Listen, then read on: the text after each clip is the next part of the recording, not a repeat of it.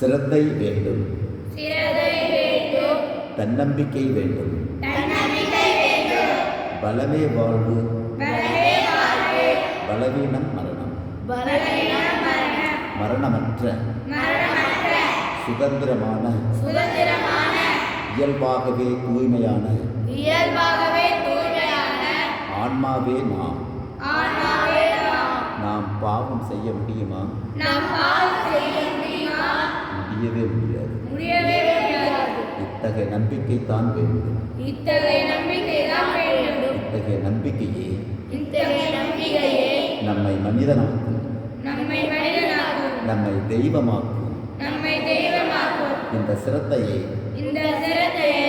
இழந்ததால் தான் நாடு உருக்குலைந்து போயிற்று.